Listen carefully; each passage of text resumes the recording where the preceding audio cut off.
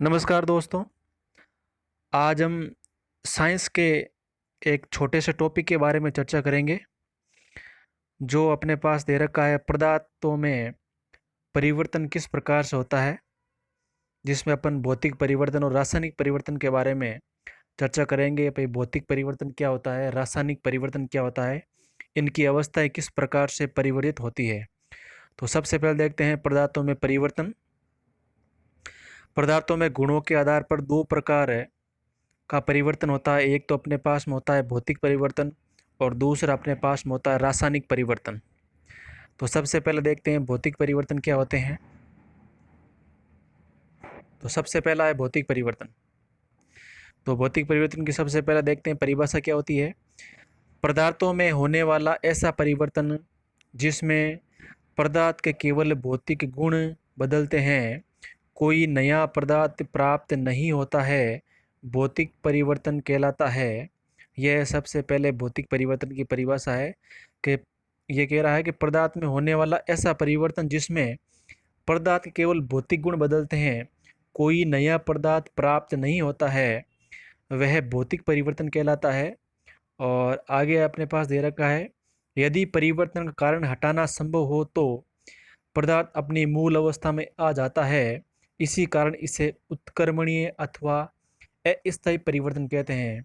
इस बात का विशेष ध्यान है, यदि इसका कोई कारण हटाना संभव हो और यदि पदार्थ अपनी मूल अवस्था के अंदर आ जाए वापस से, तो इसे अपन क्या कहते हैं, उत्क्रमणीय। और पदार्थ वापस अपनी मूल अवस्था में आता है, इसलिए परिवर्तन किस प्रकार का परिवर्तन है, अस्थायी परिवर्तन है।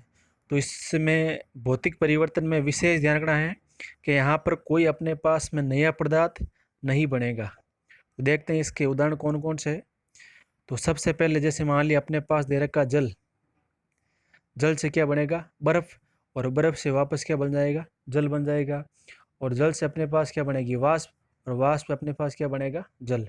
तो ये अपने पास में एक भौतिक परिवर्तन है। अगला है सोने का पिघलना। सोने का पिघलना भी अपने पास में भौतिक परिवर्तन है, क्योंकि यहाँ पर कोई नया पदार्थ नहीं बन रहा है।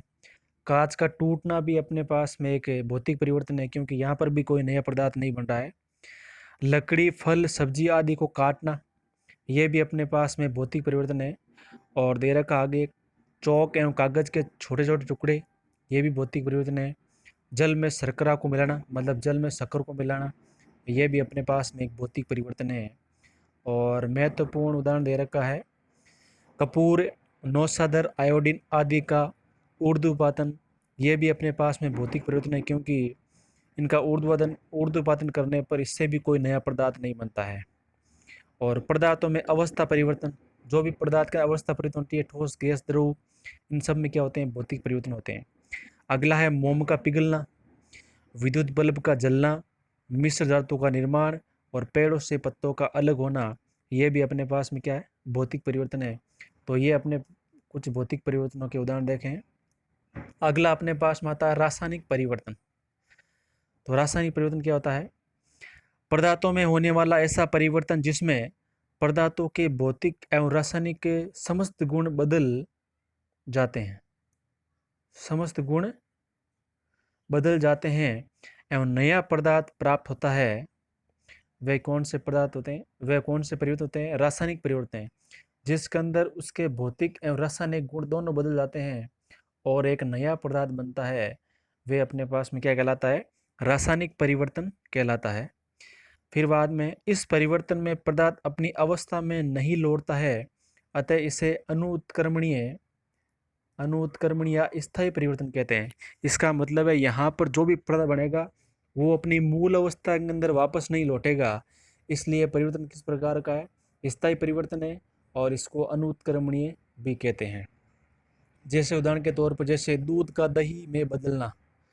तो दूध का दही में बदलना, तो ये कभी भी पॉसिबल नहीं होगा कि वापस दही दूध में कन्वर्ट हो जाए, ये कभी भी नहीं होगा। तो ये कौन सा परिवर्तन हो गया, स्थायी परिवर्तन हो गया, इसलिए ये रासायनिक परिवर्तन है। और अगला उदाहरण जैसे पदार्थ जैसे लकड़ी, कोयला, पेट्रोल, डीजल, कागज आदि का दहन, मतलब लकड़ी, कोयला, पेट्रोल, डीजल आदि कागज को जलाया जाता है, तो वापस उनसे कोई पदार्थ मतलब लकड़ी वापस नहीं बनाई जा सकती। जैसे मान लकड़ी को जलाया जाता है तो लकड़ी को जलाने के बाद यहाँ से वापस जलने के बाद जो पदार्थ बनेगा उससे वापस लकड़ी नहीं बनी जा सकती है। इसी प्रकार कोयला जलने के बाद केवल राख बनेगी, राख से वापस कोयले का निर्माण नहीं किया जा सकता है। इसलिए परिवर्तन स्थायी है, इसलिए इनको रासायनिक परिवर्तन की श्रेणी में रखा गया है। अगला है अपने पास में संसारण। संसारण का मतलब आगे देखते हैं, उदाहरण दे रखा है, लोहे पर जंग लगना संसारण, चांदी को पानी में रखने पर चांदी का काला होना, और खट्टे पदार्थों के संपर्क में आने पर तांबे के बर्तनों का हरा होना, ये अपने पास में संसारण है। तो लोहे पर जंग लगना, चांदी को पानी रखे बर्तन चांदी का क्या होना, काला होना, खट्टे पदार्थों के संपर्क में आने पर तांबे के बर्तनों का हरा होना, ये अपने पास में संसारण के उदाहरण है और ये रासायनिक परिवर्तन की उदाहरण है। अगला है विकृत गंधिता। क्या होती है विकृत गंधिता? विकृत गंधिता के अंदर है कि वर्षा युक्त पदार्थों के स्वाद एवं गंध बदलना। जो अपने पास में वर्षा युक्त पदार्थ है उसका स्वाद एवं गंध बदलना, ये अपने पास में होती है विकृत गंधिता। और प्रकाश संश्लेषण क्रिया होगी, वो भी अपने पास रासायनिक परिवर्तन है। इसी प्रकार श्वसन, भोजन का पकाना, भोजन का पाचन और फलों का पकना, ये भी अपने पास में कौन सा परिवर्तन है? रासायनिक परिवर्तन है। अब अपने पास में एक उदाहरण है, जैसे मान लिया एक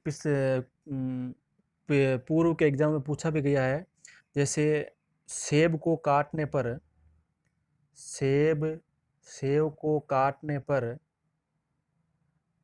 पर उसका जहाँ से सेब काटा गया है वहाँ से उसका रंग बदल जाता है, तो ये किस प्रकार का परिवर्तन है? तो रंग बदल जाता है, तो ये अपने पास में कौन सा परिवर्तन होगा? इसका उत्तर आप कमेंट बॉक्स में लिखिए और बताइए भी ये किस प्रकार का परिवर्तन है। तो कमेंट में लिखिए और इसका आंसर बताइए। ये क्वेश्चन है आपके लिए। तो ये अपने आज भौतिक एवं रासायनिक परिवर्तन के बारे में चर्चा की है। तो यहाँ पर आप देखिए, इसको उदाहरण दे रखे हैं, इनको देखिए। और भौतिक और रासायनिक परिवर्तन से संबंधित जो भी प्रश्न है वो आपको परिभाषा से ही सोल्व करने हैं, उदाहरणों को रटने की आवश्यकता नहीं है। आप परिभाषा पढ़िए और परिभाषा की सहायता से अपना उत्तर दीजिए। तो इसी के साथ आज के लिए तो इतना ही, और आगे आने वाले वीडियो के लिए आप बेल आइकन को प्रेस कीजिए और वीडियो को शेयर कीजिए। तो इसी के साथ जय हिंद, जय भारत।